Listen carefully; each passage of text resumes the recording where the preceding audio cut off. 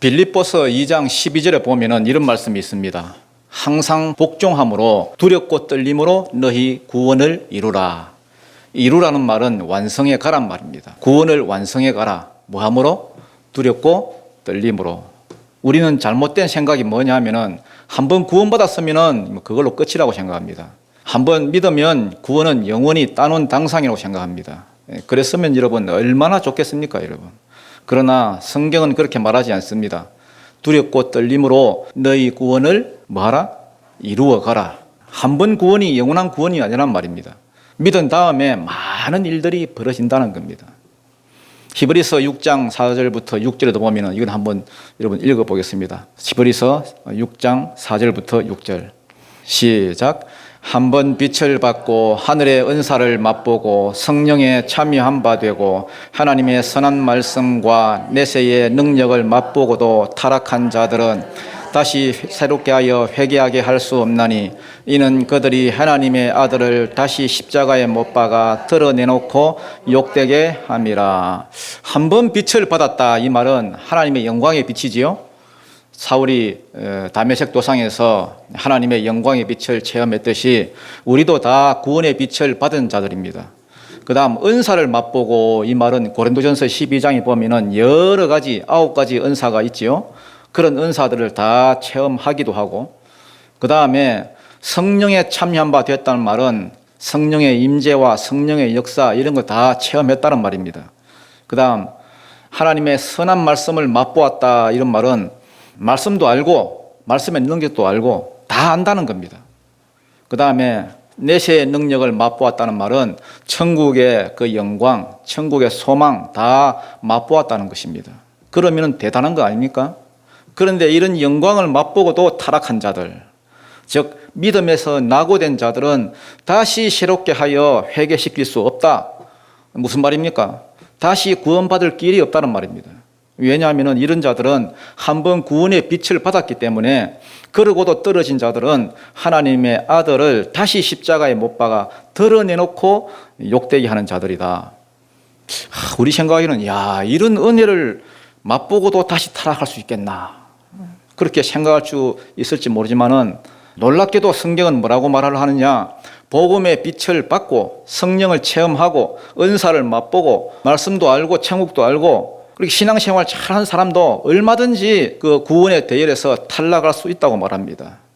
이때가 네로 시대거든요. 네로 시대 때 예수 믿는 사람들 막 잡아가두고 죽이고 뭐 사자밥 되게 하고 막 핍박을 가하니까 나는 진짜 도저히 예수 못 믿겠다 그러면서 다 포기하고 세상으로 돌아가는 자들이 그 당시에 있었습니다. 그래서 구원이 뭐냐 하면은 한번 믿었다고 해서 끝까지 구원이 보장된 게 아니라는 겁니다. 구원이란 사단의 권세에서 우리를 뭐 해주시고 건져주시고 또 저 영원한 나라까지 우리를 들어가게 하는 것, 이 두 개가 합쳐져야 이게 구원인데, 사단의 손에서 건짐을 받는 것은 시작입니다. 구원이 시작되었으면 저 영원한 나라에 꼬린할 때까지 우리가 가야 그게 구원의 완성인데, 중간에 떨어진 자들은 구원 못 받는 거지요. 주님이 이런 말씀을 하셨습니다. 내가 말세에 믿는 자들을 보겠느냐. 아니 지금 이렇게 교회가 많고 이렇게 지금 믿는 자들이 이렇게 많은데 왜 믿는 자들을 못 본다 그러지? 이상하네. 중간에 떨어진 자들이 그만큼 많다는 겁니다. 말세에 믿는 자들 찾아볼 수 없을 정도로. 대표적인 예를 들자면 누가 있습니까? 가룟 유다 같은 사람. 가룟 유다 같은 사람은 이런 사람의 대표적인 인물입니다. 그 다음에 데마 같은 사람. 마약 아닙니다. 데마, 사람 이름입니다. 데마는 분명히 복음도 알고 성령의 은사도 체험한 사람인데, 디모데후서 4장 10절에 보면은 데마는 이 세상을 사랑하여 나를 버리고 데살로니가로 갔고, 이런 말이 있습니다. 로마에서 바울이 쓴 그 기록을 보면은 로마 시내를 사도 바울이 전도하러 갈 때에 오른편에는 누가가 있었고 또 왼편에는 데마가 있었다, 이런 기록이 있습니다. 그만큼 사도 바울의 대표적인 동력자 중에 한 사람이 데마였습니다. 그런데도 구원의 대열에서 탈락했습니다. 세상을 사랑하여서 바울을 버리고 떠났다 되어 있습니다. 구약 같으면 누가 있습니까? 사울왕 같은 경우죠. 사울도 선지자 중에 있느냐 할 정도로 사울은 여러분 성령의 감동이 되었던 사람이에요. 막 성령이 감동돼서 예언도 하고 은사도 많이 맛보고 일도 막 수없이 했습니다. 일도 많이 했습니다. 그런데도 구원의 대열에서 낙오하고 하나님의 은혜에서 떨어져 나갔습니다. 오늘 본문에 나오는 38년 된 병자, 이름이 안 나옵니다. 이 사람이 딱 그런 케이스입니다. 이 사람은 오늘 본문에 의하면 주님으로부터 진짜 많은 은혜를 받았습니다. 큰 은혜를 받았습니다. 일방적인 은혜를 받았습니다. 주님이 일방적으로 찾아오셔서 자기를 사랑해 주시고 병을 고쳐주시고 은혜를 베풀어 주셨습니다. 38년 동안 병들어 있었는데 베데스다 연못 주위에 그 행각이 5개가 있었는데 그 행각 그 5개 그 수많은 그 산 병자들이 거기에 막 다 모여 있었는데 주님이 아무 데도 안 가시고 이 친구한테 와가지고 야, 네 자리를 들고 일어나서 집으로 가라 했습니다. 그 말을 듣자마자 다리에 힘이 생기더니 벌떡 일어나가지고 자기 집으로 갔습니다. 엄청난 은혜를 받은 거지요. 그렇지만 은혜인 동시에 이게 기회였습니다. 어떤 기회입니까? 그냥 병만 나은 게 아니라 메시아를 만날 수 있는 기회. 메시아를 만나서 자기 영혼 구원받고 영생에 들어갈 수 있는 절호의 찬스였는데 그걸 놓쳐버렸습니다. 예를 들어 앞에 나왔던 여러 인물들이 있었지요. 니고데모라든지 수가성 여자라든지 왕의 신하 같은 그러한 사람들. 이 사람들은 달랐습니다. 예수를 만나자마자 자기들 문제 해결한 거 이거는 뭐 둘째 문제고 그걸 넘어서 그 기회를 100% 활용해서 예수를 메시아로 알고 그 메시아로 영접하고 구원을 얻는 데까지 나아갔습니다. 그렇게 본다면 오늘 이 38년 된 이 병자 이 사람도 그런 흐름으로 나아가야 이게 정상입니다.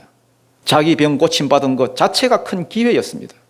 예수를 인격적으로 만나고 구원을 얻고 영생에 들어갈 수 있는 절호의 기회였었는데 그러나 결과적으로 봤을 때 이 사람은 그렇지를 못했습니다. 히브리서 6장 우리가 아까 읽은 말씀처럼 받은 은혜를 헛것으로 만들어버렸습니다. 왜냐하면 예수님이 자리를 들고 집에 가라 했는데 마침 그날이 안식일이었어요. 안식일에 짐을 옮기는 것은 유대인의 전통에 의하면 안식일을 어기는 겁니다. 그래서 이것 때문에 유대인들이 막 와가지고 야, 너 임마 왜 안식일인데 짐을 옮겨? 그런데 이게 여러분 작은 문제가 아닙니다. 여러분 작은 문제 같으면 뭐 죄송하다 하더니 그럼 많은데 민수기 12장에 보면 안식일에 나무 하다가 돌 맞아 죽은 이야기가 나오지요. 안식일을 어긴다는 것은 목숨이 왔다 갔다 하는 문제입니다. 야, 왜 짐을 옮겨? 막 이렇게 협박을 하니까 깜짝 놀라가지고 변명을 막 하기 시작했습니다. 내가 옮기려고 했던 거 아니에요. 내 병을 고쳐주는 어떤 사람이 자리를 들고 가라 했어요. 가라 하니까 나는 시키는 대로 했을 뿐이에요. 그러면서 예수님께 책임을 넘겨버렸습니다. 그러니까 이제 누가 위험해졌습니까? 예수님이 위험해졌습니다. 예수님은 아직 죽을 때가 아닌데 아직 공생에 많이 남아있는데 십자가 지실 때가 아닌데 죽게 생겼습니다. 예수님이 위험해짐으로써 자기는 죽을 고비를 넘겼습니다. 그러나 죽을 고비는 넘겼을지 몰라도 예수를 인격적으로 만날 기회는 놓쳐버렸습니다. 병은 고쳤지만은 영생 얻는 데는 실패했습니다. 이게 이제 여러분 왜 이런 일이 벌어졌냐 하면은 예수 때문에 오는 손해를 감내하기가 싫었습니다. 다르게 말하면은 신앙은 대가를 지불해야 될 때가 있는데 손해를 지불해야 될 때가 있는데 위험을 감수해야 될 때가 있는데 그게 신앙인데 자기는 요만큼도 손해보는 게 싫었습니다. 대가를 지불하는 게 싫어서 위험에 빠지는 게 싫어서 예수를 넘겨주었습니다. 팔아 넘겼습니다. 여러분 지금도 이슬람권이나 이런 데 가면요 말세라서 그런지 여러분 지금도 여러분 이 말세라서 그런지 성령이 강력하게 역사하고 있는 것을 전 세계가 다 보고 있습니다. 많은 사람이 예수를 만납니다. 심지어는 여러분 꿈에 예수님이 나타나서 교회 가라 이런 사람도 거기에 많이 이렇게 간증이 보도되고 있습니다. 꿈에 예수님이 직접 나타나서 어디 가라 하는 거야. 거기 가면 교회에 있다고. 그래서 많은 사람들이 온다는 겁니다. 그리고 선교사들을 통해서 복음을 듣는다든지 직간접적으로 예수를 만납니다. 그런데도 많은 사람이 금방 이렇게 확 못 돌았습니다. 왜 못 돌았었느냐? 그 지역에서 여러분 자기가 예수 믿겠다고 선포하는 것은 어마어마한 희생이 따르는 문제입니다. 자기 생명이 위험해질 수도 있고 가족으로부터 쫓겨날 수도 있고 회사로부터 또 쫓겨날 수도 있고 이런 희생만 없으면 내가 믿겠는데 그렇게까지 희생하고 싶은 생각은 없는 거예요. 이게 한 번 빛을 받은 사람들이 은혜에서 떨어져 나가는 결정적인 이유입니다. 오늘 이 38년 된 병자도 마찬가지고. 그렇지만 예수를 만나고 나서 저 영원한 나라에 갈 때까지 끝까지 구원을 지켜나가는 사람들은 한결같이 어떤 사람들이냐, 예수를 딱 만났을 때에 배와 그물을 그 자리에 버려두고, 또 어떤 사람은 배와 그물과 부침까지 버려두고, 뭔가 예수님 때문에 내가 포기하고 대가를 지불했던 사람들, 또 어떤 사람들은 자기가 죽을 것을 각오하고, 히브리서 11장에 나오는 여러 믿음의 선진들처럼 자신의 전부를 던져서 예수를 따랐던 사람들은 한결같이 한 번 은혜만 맛본 것이 아니라, 빚만 받은 것이 아니라 그걸 통해서 영생에까지 들어가는 데 성공을 했습니다. 그래서 구원이 뭐냐? 일단 주님의 일방적인 은혜가 먼저 있어야 되고요, 은혜의 빛을 받아야 되고, 그 빛을 받은 사람들이 자기도 자기의 전부를 던지는 거예요. 자기한테 손해가 되든 안 되든, 자기한테 위험이 따르든 안 따르든 전부를 던지는 자. 오늘 저와 여러분의 삶 가운데도 하나님의 일방적인 은혜만 있는 것이 아니라 그 은혜에 내가 반응하고 내 전부를 던지고 대가를 지불할 줄 아는, 그래서 저 영원한 나라에 이르기까지 한 번도 낙오 없이 이룰 수 있는 은혜가 있기를 축복합니다. 한번 읽어보겠습니다. 1절입니다. 시작. 그 후에 유대인의 명절이 되어 예수께서 예루살렘에 올라가시니라. 자, 그 후에란 말은 이게 단수가 아니라 복수가 되어 있습니다. 복수. 여러 날 후에 이런 말입니다. 요한복음 2장 12절에 보면은 예수님이 유월절 지키러 어디로 올라가셨습니까? 예루살렘으로 올라갔지요. 예루살렘 올라가서 무슨 하신 일이 뭡니까? 일단 성전 청소부터 하시고요, 성전을 싹 썰어버리시고, 그 다음 니고데모 만나고, 그 다음 많은 기적을 행하시고, 기억납니까? 그리고 나서 갈릴리로 이제 가시는데 어디를 거쳐서 가셨습니까? 사마리아를 거쳐 가셨습니다. 그래서 수가성 여자한테 복음 전하고 사마리아 사람들도 전도하고, 기억나십니까? 그리고 갈릴리로 가셨지요. 공간복음에 보면요, 공간복음이 뭐냐 하면은 마태, 마가, 누가, 이 공간복음인데, 공간복음에 보면은 갈릴리에서 많은 일들을 행하셨는데 3대 사역을 중심으로 전하시고 가르치시고 고치시고 많은 일들을 행하셨는데, 요한은 그거 전부 다 생략해버렸습니다. 과감하게 생략해버리고 딱 한 가지만 기록합니다. 갈릴리에서 왕의 신하의 아들이 열병으로 죽어가는데 그거 살려주셨다. 공간복음에 안 나온 이야기 딱 하나만 이렇게 살짝 언급을 하고 모든 갈릴리의 사역을 다 빼버렸습니다. 왜? 표적 신앙에 머물고 있기 때문에. 갈릴리가 다 빼버리고 그 후에, 즉 오랜 세월이 지난 후에 유대인의 뭐가 되어서?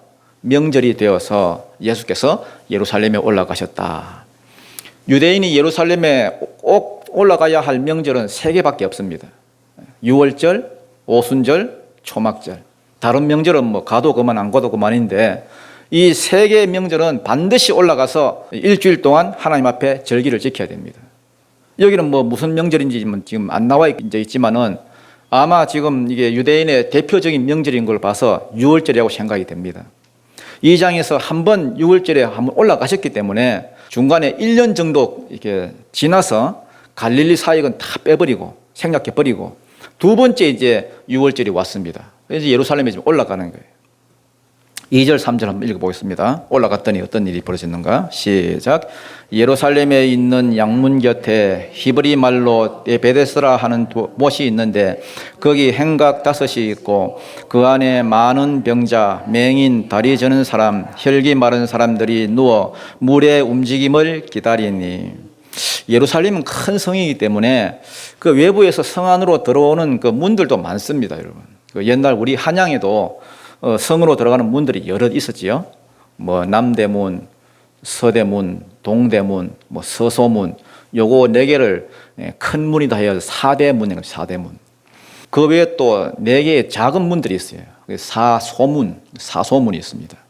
시체가 들어오고 나가고 하는 시구문, 이것도 사소문에 속하죠. 예루살렘 성도 그런 문들이 여러 개가 있습니다.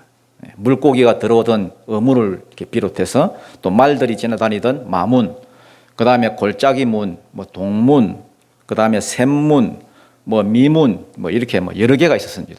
그 중 하나가 양문이에요, 양문. 왜 양문이냐? 양이 거리로 들어가는 거예요. 양도 그냥 양이 아니라 성전에서 희생제사로 드려질 그런 희생양들이 거리 들어갑니다. 이스라엘은 여러분 희생양 덕분에 살아난 민족이지요. 애굽을 나올 때에 그 어린 양의 희생이 없었더라면 애굽과 마찬가지로 재앙으로 죽었습니다. 그렇기 때문에 유대인들에 있어서 이 양문이라는 것은 은혜의 상징과도 같습니다. 양문만 생각하면 은혜가 막 떠오르는 거예요. 느헤미야에서 보면은 이스라엘이 성벽을 재건하는데 가장 먼저 재건한 곳이 이 양문입니다. 양문. 이 양문을 딱 들어오면은 몇백 미터 안 가서 연못이 하나 나오는데 그게 베데스다 연못입니다. 제법 큰 연못입니다. 이 베데스다라는 말은 합성입니다. 합성어. 베트는 집이란 뜻이고 헤세드가 이제 은혜란 뜻입니다. 베트와 헤세드 이게 딱 합쳐지면은 베테스드 은혜의 집이란 뜻입니다.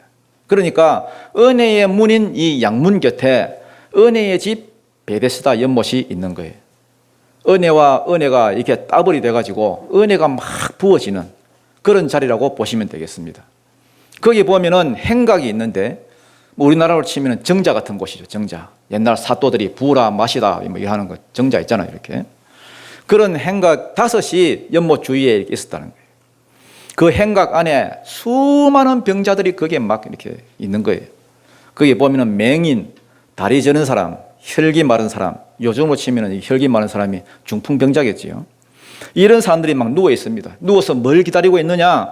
딱 한 가지. 물이 뭐 하기를? 움직이기를 기다리고 있었습니다.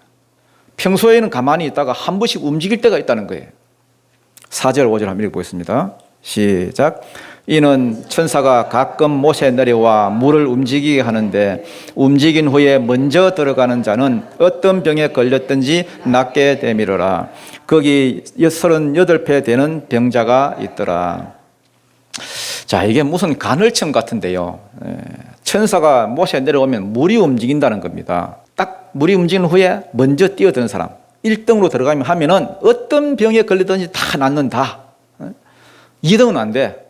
1등만 된다. 이런 전설 같은 이야기가 있다는 거예요. 성경 말씀은 아니고. 그런데 이게 참 재미있는 곳입니다, 여러분.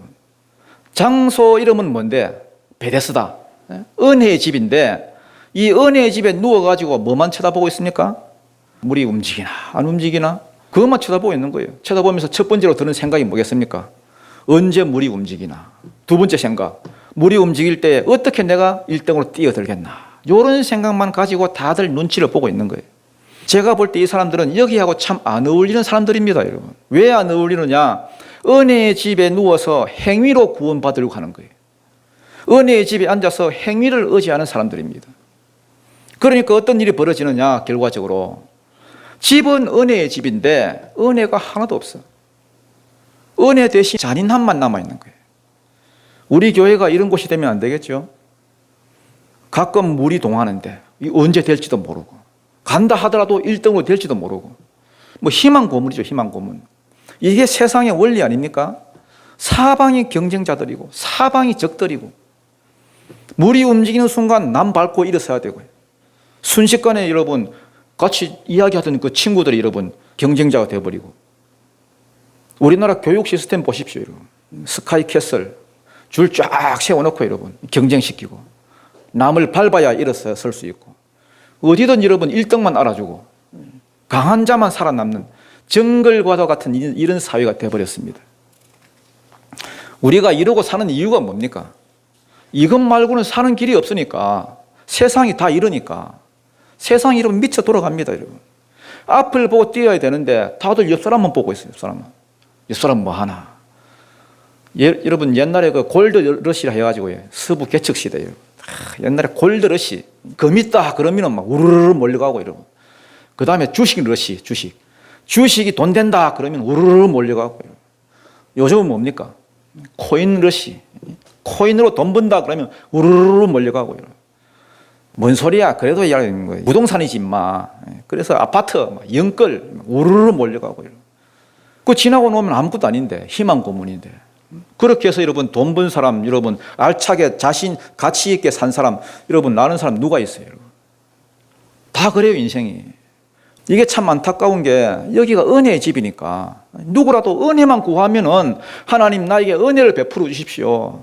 내 병을 좀 고쳐 주십시오. 그러면은 하나님이 여러분 더 자주 천사를 뭐 보내주시든지 아니면 뭐 1등만 아니고 2등도 고쳐 주시든지 아니면 그 뛰어든 사람 다 고쳐 주시든지 뭐 은혜 구하면 하나님께서 고쳐 주실 거 아닙니까 여러분. 그런데 이 사람들은 이 하나님의 은혜는 온데간데 없고 내가 어떻게 하면 1등으로 내가 들어가나 어떻게 저것들 다 제끼나 요 생각만 다 하고 있는 거예요. 진짜 불쌍한 사람들이죠. 여러분 교회는 은혜의 집이라 할 수 있습니다. 하나님의 은혜가 임하는 곳. 아닌 것 같아도 교회는 은혜의 집입니다 여러분. 은혜로 나아가야 통하는 데가 교회입니다 여러분. 그런데 많은 사람들이 똑같은 짓을 하고 있습니다.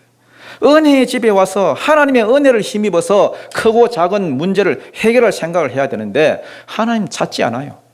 은혜의 집은 은혜의 집이고 내 문제는 내가 해결하고 하나님과는 아무 상관없어요. 전부 다 여러분 은혜 구한다는 사람들이 하나님 바라볼 생각은 안 하고 사람만 쳐다봐. 맨날 힘들대 맨날. 저 권사님 때문에 힘들어요. 저 집사님 때문에 힘들어요. 저 장로님 때문에. 심지어 어떤 분은 목사님 때문에. 아니 은혜의 집에 왔으면 하나님 찾아야지.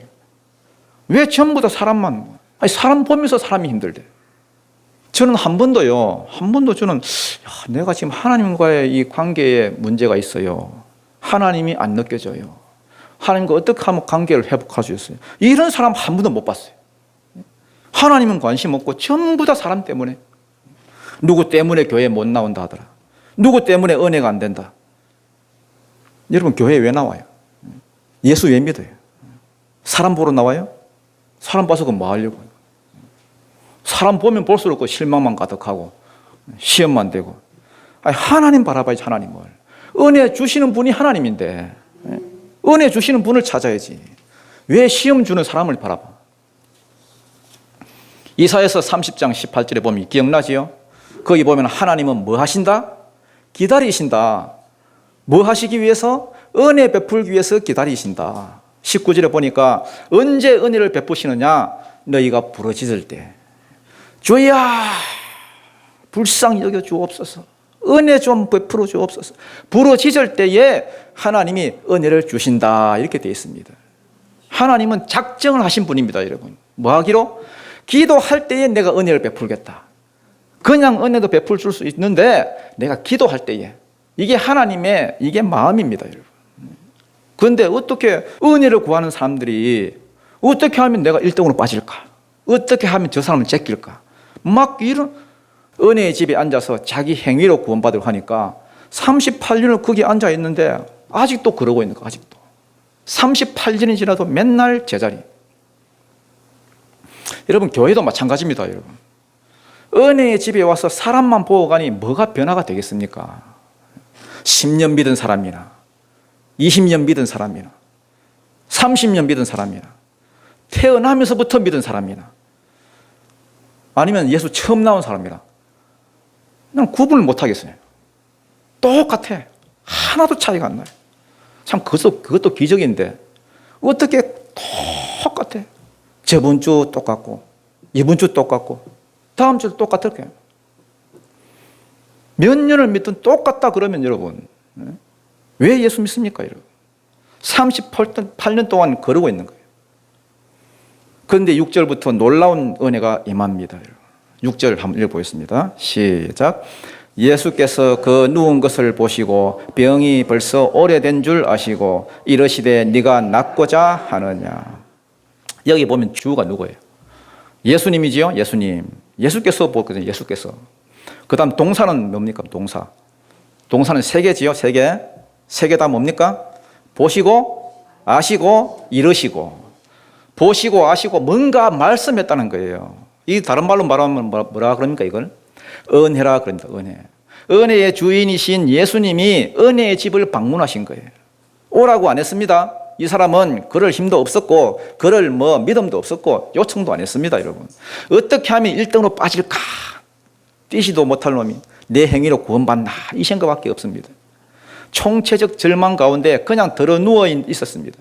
그런데 일방적으로 은혜의 주인께서 찾아오셨습니다. 그가 누군지도 모릅니다, 여러분. 그런데 은혜의 주님이 오시더니 이렇게 보셨습니다. 은혜가 뭐냐? 주님이 찾아오셔서 여러분을 보시는 겁니다. 시편 139편에 보면 이런 말씀이 있습니다. 하나님은 감찰하시는 분이시다. 나의 일어섬을 감찰하시고 내 마음을 감찰하시고 멀리서도 내 생각을 감찰하시고 감찰하시는 하나님. 그래서 은혜가 뭐냐? 은혜의 집에 앉아가지고 자기 힘으로 막 살려고 하는 인간들에게 은혜를 베풀어 주기 위해서 찾아오셔서 이렇게 보고 계시는 거. 그게 은혜의 시작입니다. 그 다음 두 번째 은혜는 뭐냐? 아시는 거예요. 아시는 거. 뭘 아셨습니까? 병이 오래되었다는 것을 아셨습니다. 아시는 은혜. 여러분에게도 이런 은혜가 임하길 축복합니다. 여러분의 모든 형편을 하나님이 다 감찰하시고 아시는 은혜가 있기를 축복합니다. 세 번째 은혜는 뭐냐? 말씀하시는 거예요. 네가 낫고자 하느냐? 야, 38년 네가 낫고자 하느냐? 이렇게 물으셨습니다. 왜 이런 질문을 하셨을까요? 왜? 아니, 낫고자 하는 게 이거 뭐 당연한 거지. 왜 이런 질문을 하셨어요? 주님은 지금 의지를 지금 묻고 계시는 거예요. 의지.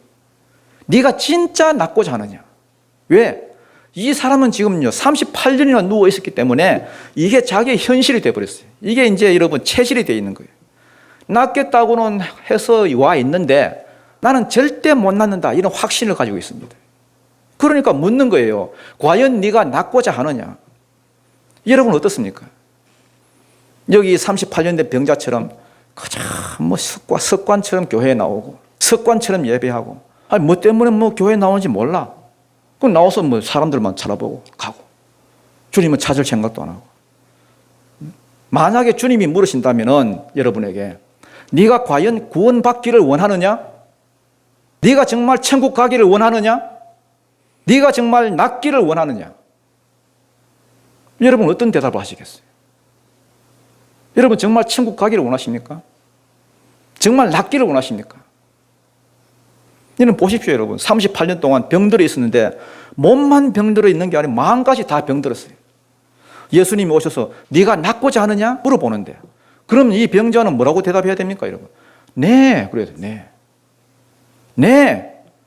그걸 말이라고 하십니까? 네. 이렇게 나와야죠. 그런데 이 친구는 은혜를 몰라. 찾아오시고 보시고 감찰하시고 다 아시는 주님 앞에 네가 낫고자 하느냐? 물으시는데 그걸 여러분 못 받아냅니다. 못 받아내. 왜냐하면 행위를 따라 사는 게 이게 워낙 체질이 되어버리기 때문에 사람한테만 신경 쓰는 게 습관화되기 때문에 은혜를 주는데 은혜를 못 받습니다. 여러분. 그래서 뭐라고 대답합니까? 네 그러면 되는데 딴소리를 해요. 딴 사람이 새치기 한다는 의미. 병든 거죠. 낫고자 하느냐 물었는데 신세 타령이나 하고 딴 사람 원망이나 하고 실패담 이런 거 이야기하고 7절입니다. 시작. 병자가 대답하되 주여 물이 움직일 때에 나를 못에 넣어주는 사람이 없어 내가 가는 동안에 다른 사람이 먼저 내려가나이다. 참. 낫지 못하는 이유가 뭐예요? 이 사람이 말하는 이유. 자기를 물에 넣어주는 사람도 없고 그 다음 딴 놈이 먼저 들어갑니다. 상황을 여러분 이렇게 분석하면 됩니까 여러분? 왜 신앙이 안 자라느냐 여러분? 목사가 안 좋아서 누구 때문에 시험 들어서 이런 식으로 분석을 하면 안 되지. 왜 이런 식으로 분석을 해요? 예수님을 만나지 못해서 그게 정답 아니에요? 예? 은혜를 만나지 못해서 그게 답이잖아. 그러니까 자꾸 엉뚱한 이유를 찾는 거죠. 안 되는 애들 보면요 맨날 뭐 물어보면 그래. 너 왜 인생이 그 모양이야? 학벌이 모자라서 돈이 없었어요. 나보다 잘난 놈들이 많아서 부모를 잘못 만났어요. 세상이 이 모양이라서 똑같은 소리를 합니다. 여러분. 이 38년 병자하고 교회에서도 보면요 어떤 사람이 되기를 원해 그러면은 하나님과 내가 동행하기를 원합니다. 예수 믿는 자가 되기를 원합니다. 그래야 되는데 뭐라고 말하냐 하면은 사람들한테 내가 인정을 받아야 돼요. 하나님 만나면 되는 거지 사람한테 인정받아서 뭐 하려고. 우리 교회가 전도가 안 돼. 왜 전도가 안 되냐 물어보면은 사람이 너무 없어서. 웃기는 거 아니에요? 아니 전도 많이 하면 사람이 많아지는 거지. 속는 거거든요. 아니, 물에 넣어줄 사람 없어도 되는 거잖아, 그거. 예? 예수님만 있으면 되는 거잖아. 다른 사람 빨리 들어가든 말든 그게 뭐가 중요해. 예수님만 만나면 되는 건데. 낫고자 하느냐 묻는데도 내가 뭘 원하는지를 몰라. 그럼 낫는 걸 놓고 기도 안 했다는 증거죠. 낫고자 하는 희망도 사라지고 낫고자 하는 열정도 사라지고 매주 교회는 오는데 무엇 때문에 나온지도 모르고 구원받고자 하는 열정도 없고 낫고자 하는 마음도 없고 내가 영생에는 꼭 내가 들어가야 되겠다 이런 절박함도 없어요. 그냥 다니는 거예요. 그냥 습관적으로. 지금 뭘 구해야 될지도 모르고 뭘 고쳐야 될지도 모르고. 여러분 예수님이 구원자심을 믿습니까? 예? 여러분 구하십시오. 여러분. 구해야 돼요. 날 좀 구원해 달라고 날 좀. 예? 우리 가정 구원해 달라고. 예? 예수님이 구원자잖아요. 은혜를 주시는 분이에요. 우리 남편 좀 구원해 달라고. 우리 자식 좀 구원해 달라고. 근데 이대로는 못 살겠습니다. 주여, 물이 움직일 때 나를 못에 넣어주는 사람이 없어요. 말은 참 이게 좀 이상해.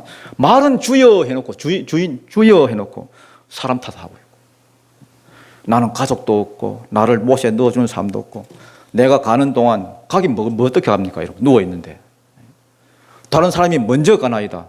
여전히 뭘 봅니까? 행위를 보고 내가 은혜를 베풀어 줄까 하는데도 내 소리를 못합니다.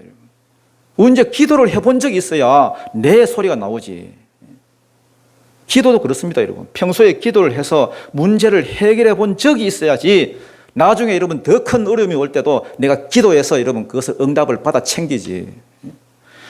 행위를 의지하는 놈은 은혜를 줄까 이렇게 하는데도 아멘 이 소리가 안 나와. 제가 예수님 같았으면 답답해가지고 에라이 자스가 하면 딴 사람한테 가서 은혜 베풀겠습니다. 그런데 예수님은 또 참 자비로우신 분. 8절 9절입니다. 시작. 예수께서 이르시되 일어나 네 자리를 들고 걸어가라 하시니 그 사람이 곧 나아서 자리를 들고 걸어가니라. 이 날은 안식일이니. 예수께서 이르시되 일어나 네 자리를 들고 걸어가라. 만약에 우리가 이런 말을 했다면 이건 바램입니다. 바램, 소원이지요. 그렇게 되었으면 좋겠다. 그러나 주님이 명령하실 때는 실상이 됩니다. 실상. 그렇게 되는 겁니다. 네 자리를 들고 걸어가라. 요 말씀을 마치자마자 9절 그 사람이 곧 나와서 자리를 들고 걸어갔습니다. 자기가 기도한 거 아닙니다. 믿음이 있었던 것도 아닙니다. 여러분.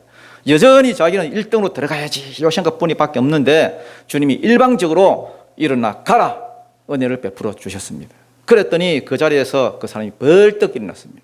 자리를 들고 걸어갔습니다. 이게 은혜입니다. 은혜. 이게 은혜의 집이고 이게 은혜죠. 인생은 여러분 깡으로 사는 거 아닙니다. 여러분. 은혜가 임해야 삽니다. 여러분 인생이 은혜의 집이 되기를 축복합니다. 은혜를 사모하십시오. 교회에 와서 일절 다른 거 보지 말고 주님 찾고 그래야 문제가 해결되지. 예수님이 오시더니 네 자리를 들고 가라 하고 일방적으로 은혜를 주셨습니다. 그 명령이 떨어지자마자 다리에 힘이 생기 벌떡 일어나 들고 가버렸습니다. 이게 은혜지요. 그런데 공교롭게도 이 날이 무슨 날입니까? 안식일입니다. 안식일. 10절 시작. 유대인들이 병 나은 사람에게 이르되 안식일인데 네가 자리를 들고 가는 것이 옳지 아니하니라. 이 유대인들 반응도 참 의외지요. 이 마음이 병든 거예요. 우리도 이렇게 병들 수 있습니다, 여러분. 이 사람들 특징이 뭐냐 하면 축구할 줄도 모르고 기뻐할 줄도 모르고 축복할 줄도 몰라요. 로마서 12장에 나오잖아요. 즐거워하는 자들과 함께 즐거워하고 우는 자들과 함께 울라고. 이것도 지금 우는 자와 함께 여러분 우는 건 굉장히 쉬워요, 여러분. 우는 자와 함께 우는 거 그게 뭐가 어려워? 같이 울면은 나도 좀 착한 사람처럼 돼 보이고. 그런데 진짜 인간성이 언제 드러나는 줄 알아요? 즐거워하는 자들과 함께 즐거워하는 거예요. 남이 잘 나갈 때 같이 기뻐해 주는 거. 이거는요, 자기를 완전히 비우고 예수로 살지 않으면 할 수 없는 거예요. 남이 뭐 논 샀다 그러는데 배 아프고. 이게 인지상정이에요. 그래서 여러분, 남이 슬픈 거 가지고 너무 자기를 뭐 증명하려고 하지 말아요. 슬퍼하는 거 슬퍼해 줬다고 나는 착한 사람이야. 이래 생각하지 말아요. 남이 즐거워할 때 내가 얼마나 즐거워해 주느냐. 그걸 봐야 내가 인간성 좋은지 안 좋은지 알 수 있어요. 누가 기쁜 일이 있다는데 시큰둥하고 있으면요, 그 깡통이에요, 그거는. 지금 유대인들 보십시오, 여러분. 아니 38년이나 병들어 있던 이 사람이 병이 나았잖아요. 그러면 축하할 일 아닙니까? 얼마나 기쁘겠습니까, 여러분? 그러면은 같이 축하하고 기뻐하고 당연한 일 아니에요? 그런데 이건 뭡니까, 여러분? 뭐라 그러죠, 이 사람들? 아니 안식일에 딱 생각나네요, 안식이. 예? 안식일에 왜 일을 해? 안식일에 왜 자리를 들고 가? 진짜 밥맛이죠. 뭐 이런 냉혈한들이 다 있어요. 밥맛이지, 밥맛. 우리도 보면 이런 밥맛들 많아요, 여러분. 왜 그러죠? 선악과로 살기 때문에. 태어나면서부터 여러분 선악과 DNA가 우리 뼛속까지 지금 들어있는 거야, 지금. 내 생각, 내 판단, 내 의로움, 나 그러면서 안식일에 일하면 안 된다 이런 기준을 세워가지고 선악과가 뭡니까? 맨날 옳다 그러다 그것만 자꾸 따지는 거예요. 영나은 것에 대한 기뻐하는 모습은 없어요. 생각보다 우리가 밥맛 되는 거 잠깐입니다, 여러분. 밥맛 되는 이유가 뭡니까, 여러분? 너무 자아가 강해서 그래요. 매사에 여러분 옳다 그러다만 가지고 판단해요. 이런 사람들을 보고 뭐라 그래요? 사회에서 꼰대라 그래, 꼰대. 나이만 먹어가지고. 진짜 속된 말로 여러분, 이 밥맛인 영감탱이. 젊어도 그건 영감이에요, 영감. 여자 같으면 뭐라고 표현해야 돼요? 그러니까 자기 기준밖에 없는 거야. 자기 기준만 세워가지고 고집 부리고. 그게 옳은지 그런지 여러분 어떻게 알아요? 만구 자기 생각이지.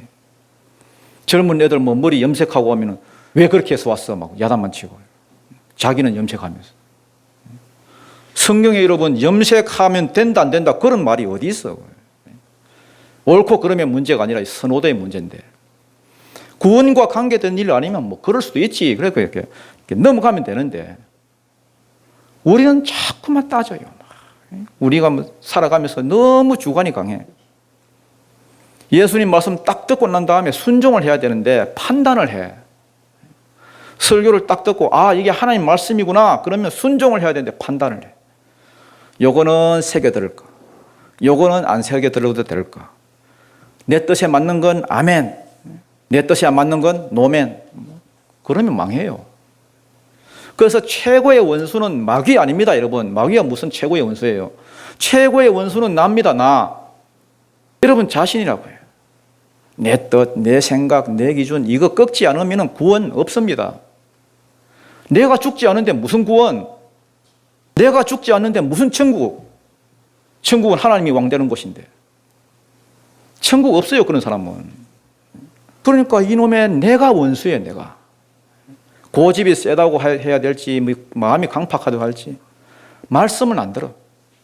꼭 자기가 한번 판단을 해. 그러니까 여러분 하나님이 그 사람을 진짜 사랑하시면 어떤 결과가 나오겠어요? 개 패듯이 패는 거야. 죽을 때까지. 죽기 전에는 그런 사람 안 써. 왜 안 쓰느냐? 바본데 거기다 플러스 고집까지 있어. 그런 사람 왜 씁니까, 여러분? 경건의 모양만 있고 능력은 하나도 없는데. 무늬만 성도지 바리새인이에요. 은혜 좀 받을 만하면은 그놈의 자아가 확 살아나가지고 꿈틀꿈틀 살아나. 자기가 이러면 좀비입니까, 좀비? 죽는 듯 하다가도 똑똑 꿈틀꿈틀. 빨리 죽어야 돼요, 이놈의 자아가. 십자가 그냥 못 박아 버려야 됩니다. 지금 유대인들이 지금 시비를 거는 거예요. 누구한테? 그 나은 병자한테. 단순한 유대인이 아니라 유대인이라는 것은 바리새인, 서기관 이런 사람들이거든요. 아니 오늘이 어떤 날인데 이러면서요. 안식일인데 네가 자리를 들고 가는 것이 옳지 못하다. 옳다 그러다. 이건 여러분 율법도 아니에요. 미시나라고 율법 아니에요. 사계명 아닙니다. 장로들의 전통이에요. 율법을 더 잘 지키기 위해서 자기들이 만든 행동 지침이에요. 이 행동 지침에 안식일에 관한 것만 몇 가지가 있느냐? 234가지가 있어요. 예를 들면 안식일에 몇 걸음 이상 걷지 마라 이런 거. 바느질을 하더라도 몇 담 이상은 뜨지 마라. 뭐 이런 규칙들 많이 만들었습니다.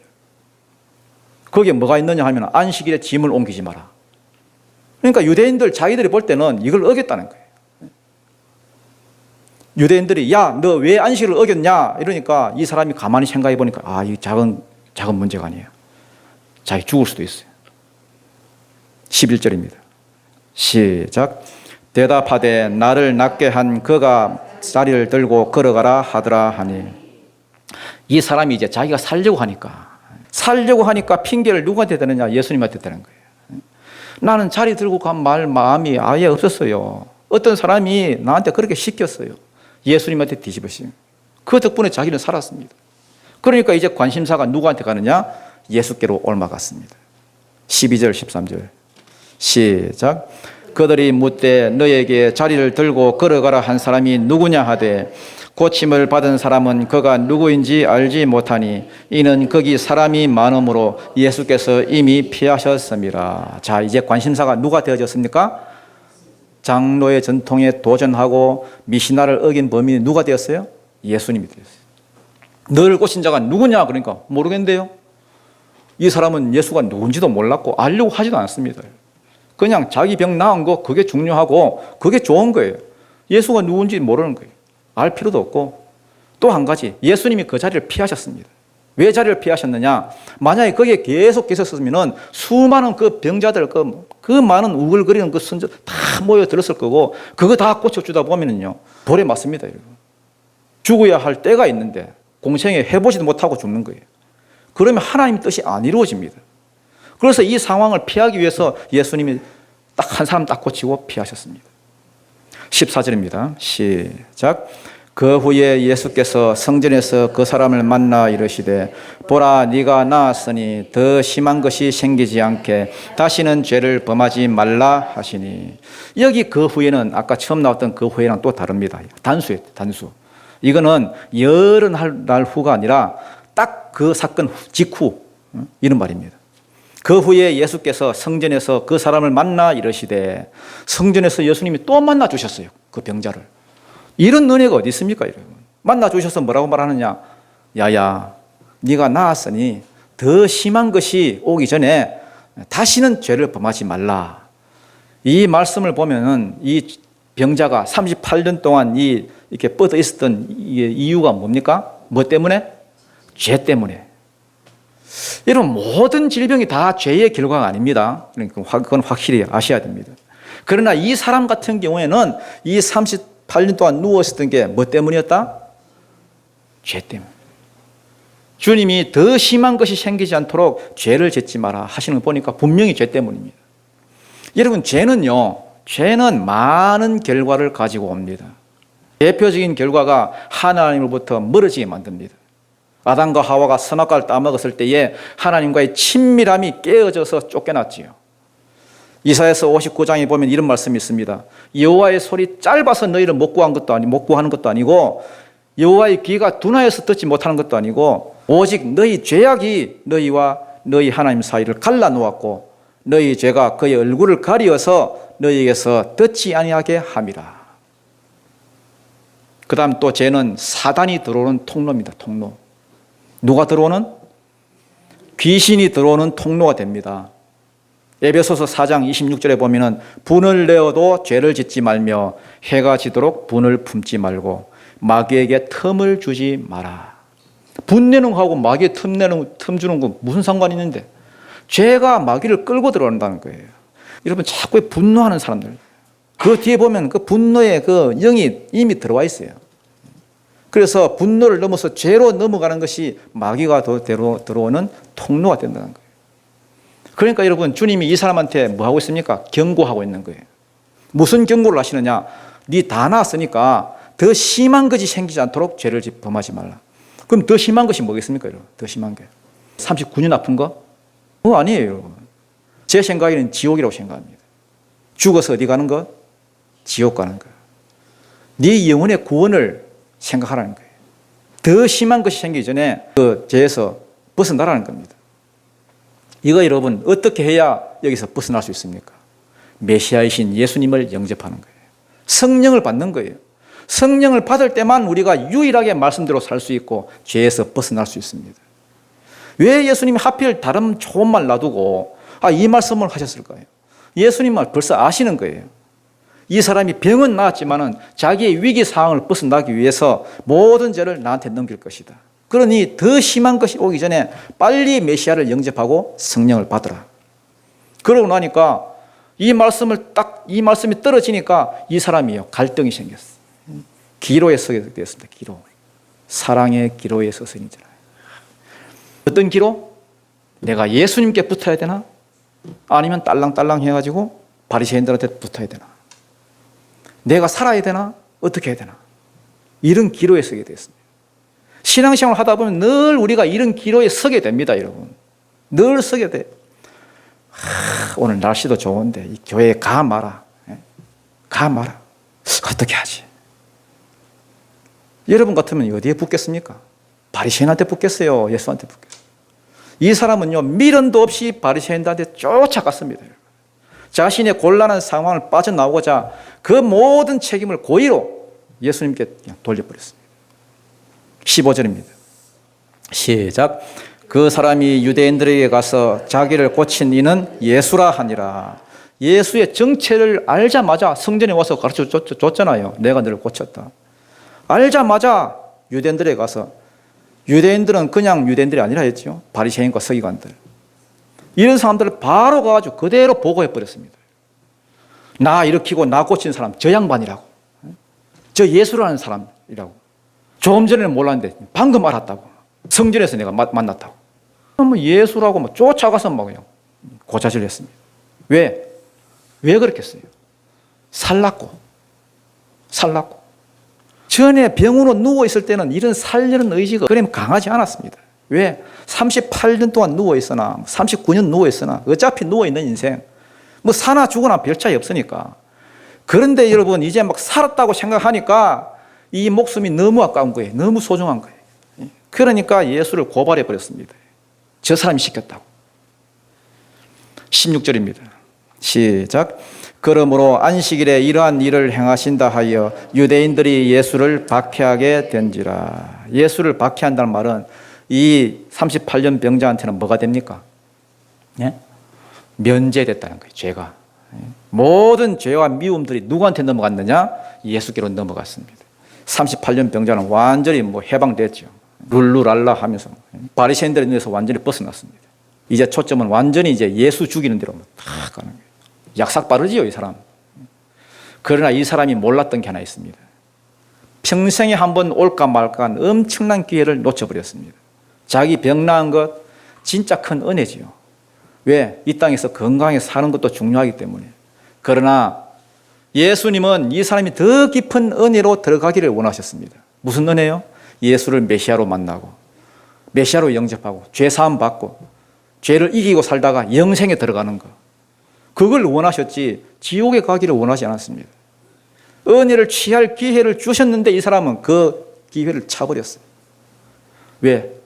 자기가 예수 믿는 것 때문에 손해보기가 싫었어요. 자기의 피해가 갈까 싶었어요. 여러분, 우리가 예수 믿으면 많은 영역에서 피해가 있습니다.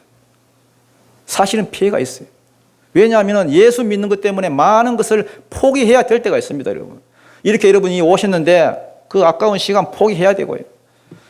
내가 이렇게 재미나게 해야 되는 거 포기해야 되고요. 우리가 직장 생활을 하고 사업하는데 많은 제약이 있을 수 있습니다. 그래서 우리가 믿는다 소리도 못하고 안 믿는다 소리도 못하고 007 성도로 살아가는 거예요. 자기 기분 따라. 오늘은 이랬다가 내일은 저랬다가. 더 나아가서 이슬람권이나 공산권으로 가면 문제가 더 심각해집니다.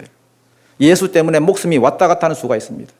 믿는 것 때문에 전부를 던져야 할 때가 있습니다. 이 38년 된 병자는요, 그게 싫어서 예수를 놔버립니다. 갈등도 안 하고 세상을 따라갑니다. 이제 말씀을 맺겠습니다. 여러분, 교회는 은혜가 임하는 은혜의 집입니다. 베데스다입니다. 은혜의 집입니다. 그렇지만은 예수를 진짜 만나고 더 깊은 영생으로 나아가기 위해서는 포기해야 될 것이 있습니다. 주님이 요구하시는 것들이 있습니다. 주님이 일방적인 은혜만 주시지 않습니다. 더 심한 것이 생기기 전에 너도 요렇게 해라 하는 것들이 있습니다. 언제나 우리가 은혜만 바라고 자꾸만 그것만 바라고 그런 사람은 언제라도 주님을 버리고 세상을 따라갈 수 있는 사람이에요. 한번 빛을 받고 하늘의 은사를 맛보고 성령에 참여한 바 되고 하나님의 선한 말씀과 내세의 능력을 맛보고도 타락한 자들은 다시 새롭게 해서 회개할 수 없나니 이는 그들이 하나님의 아들을 다시 십자가에 못 박아 드러내놓고 욕되게 함이라. 여러분, 한 번 구원이 영원한 구원 아닙니다. 착각하지 마십시오. 자기 뜻대로 자기 자아로 살아가고자 하는 마음 다 내려놓고요. 여러분, 자아를 죽이십시오. 그리고 은혜의 집에 오면은 은혜를 구하십시오. 은혜 주시는 주님만 바라보고 사람들 바라보지 말고 여러분 삶 가운데 주님의 일방적인 은혜와 그 은혜에 함께 반응하는 그런 은혜가 있기를 주님 이름으로 축원드립니다.